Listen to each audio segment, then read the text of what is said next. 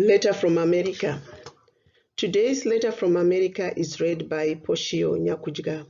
Today's topic: Zanu PF must be declared a terrorist organization because it is a terrorist organization. Zanu PF's tradition of inflicting politically motivated violence against members of the opposition party MDC alliance is gaining momentum now that by-elections and general elections have been confirmed for 2022 and 2023 respectively. More than one half, or 53.6% of the Zimbabwean population, said in a recent interview or survey that they personally feared becoming a victim of the political intimidation or violence during the elections in 2018. More than 30,000 innocent Zimbabweans have been killed in cold blood since independence in 1980. The vast majority were victims of the Gukurahundi genocide in Matabeleland from 1983 to 1987. As the election campaign season approaches, Zanu PF begins its barbaric crimes against humanity in Zimbabwe. The very latest was an MDC alliance activist, Nyasha Jambe, who was brutally killed for political reasons by a Zanu PF mob. Jambe, 48 years old, was beaten to death with fists and logs by non-Zanu PF thugs. A report to this effect was made to the police.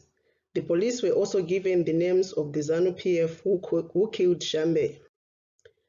The police did absolutely nothing to the arrest of the killers, who were living in the area and were easily identifiable. The names of the alleged killers were reported by the online publications News de Zimbabwe as Joseph Mudziwepasi, Buster Mafios, and Euphrasia Chamwaita. The names of these suspects are even in the police docket, yet the suspects have not been arrested 47 days after they were reported to the police. In a very strange twist, the online Zimai reported that the police arrested Jambe's wife and brother. The reason for the arrest was said to be that she had told one of the suspects, Joseph Mudziwepasi, that her husband was buried. She most likely did this out of fear of a brutal retaliation. What boggles the mind, but is not surprising, is that 47 days have passed since the killing of Jambe, and police have done nothing.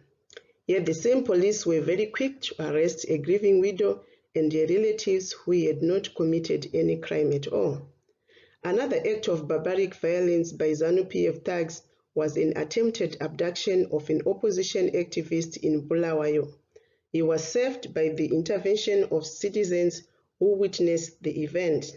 In a fit of rage, the thugs dumped the men on the tarmac. Their twin-cab truck was clearly marked Zanu PF.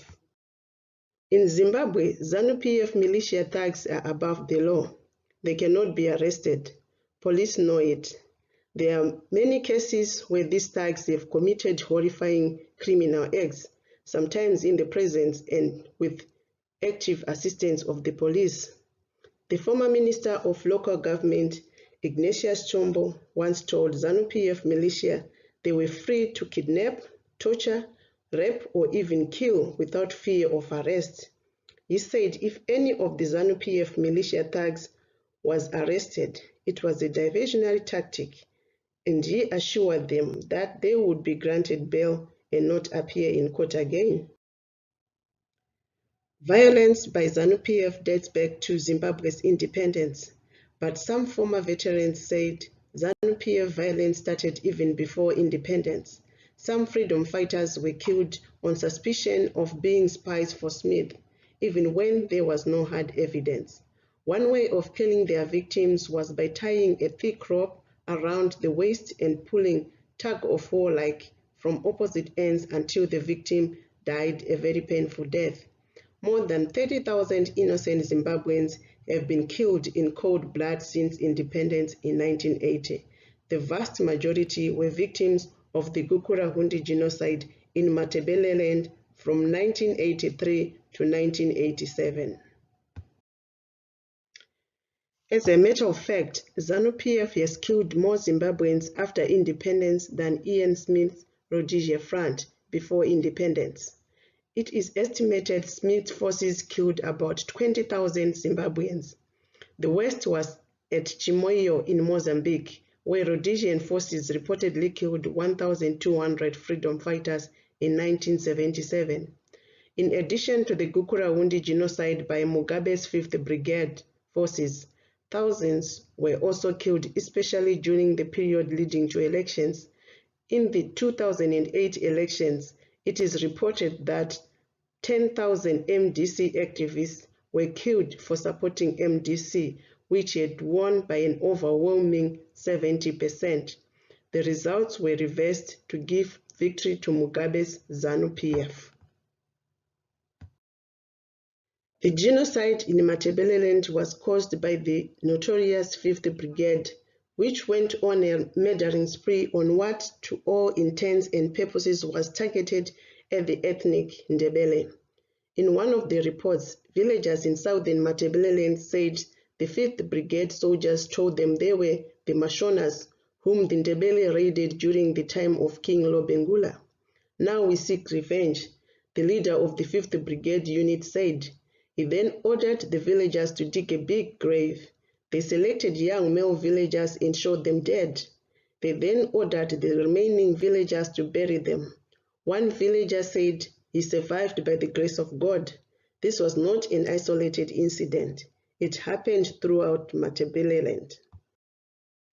The commander of the Fifth Brigade, the late Perence Shin, boasted that he had beaten and has been sent by the then Prime Minister Mugabe kuzoshereketa, or to be naughty. These killings caused an international outrage. When Emmerson Mnangagwa became president, he was asked in 2018 by a BBC reporter about the Gukurahundi massacres. He tried to dodge the question, but he was again asked 3 times by the BBC reporter, and like Peter denying Jesus 3 times, Mnangagwa absolutely refused. He said he had set up a commission led by his vice president that would deal with the issue. Up to this day, the issue of Gukurahundi has dragged on unresolved by the strategy of Zanu PF to let the issue die a natural death. At another meeting, President Mnangagwa called for an open debate on massacres in the 1980s. Many are not convinced that he is genuine. Praised on this issue about the decision to deploy Fifth Brigade to Matabeleland, Mnangagwa said, "I was not the president at the time, but he was the security minister at the time. He sat in Mugabe's inner cabinet that deployed the Fifth Brigade to Matabeleland, and he masterminded the massacres." In August, it was reported he had agreed to compensate the victims of Gukurahundi. Again, nothing has been done about this. In fact, one of his officials said Gukurahundi was the least important thing for Zimbabwe. How can Zimbabweans respond to all this impunity by Zanu PF? Some suggestions have been made to refer Mnangagwa and Zanu PF to the International Criminal Court at The Hague in Netherlands. Others have suggested declaring Zanu PF a terrorist organization. Yet others say Zanu PF must be referred to the African Court of Justice and Human Rights in the Gambia. A ruling by an African or international court to the effect that Zimbabwe has violated human rights treaties could provide a framework for a more decisive international action against Mnangagwa and Zanu PF. There are, however, some challenges and stumbling blocks in appealing to these international courts. But it may be that if Zimbabweans know that such cases are pending, they could be motivated into mass protests. It has been repeatedly said that a sustained mass action by Zimbabweans offers the best hope to bring in a new government.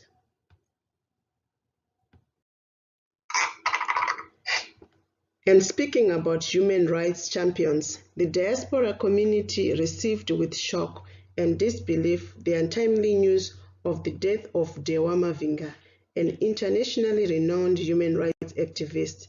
Some questions have been raised about the cause of his death. Initial reports indicated it was COVID-19 related, but some friends who saw him 3 days before he died said he did not show any sign of ill health. He has just finished investigating reports of human rights abuse, something he always did. The Sunday Times, quoting an NGO, described Mavhinga as a beloved colleague to many activists across the human rights movement and said he was known for his passion, commitment, and leadership on human rights. But above all, Dewa Mavhinga is fondly remembered for his great heart, his kindness, and solidarity with others. He appeared at many meetings and seminars around the world, championing the cause for human rights. He was brave and spoke out very strongly against human rights abuse in Zimbabwe. Some questions have been raised about the cause of his death. Initial reports indicate it was COVID-19 related, but some friends who saw him 3 days before he died said he did not show any sign of ill health. He has just finished investigating reports of human rights abuse, something he always did. Kenneth Roth, the executive director of Human Rights Watch, said Mavhinga was a courageous researcher who fearlessly documented human rights violations in Zimbabwe. He showed great empathy and identified himself with victims of human rights abuse. Mavhinga investigated not only human rights abuse, but also a broad range of issues like the plunder of the Marange diamonds, the land issues in a post-colonial state, and the need for fair distribution of COVID-19 vaccines. You have been listening to Letter from America. Thank you for listening. I am Poshio Nyakujga.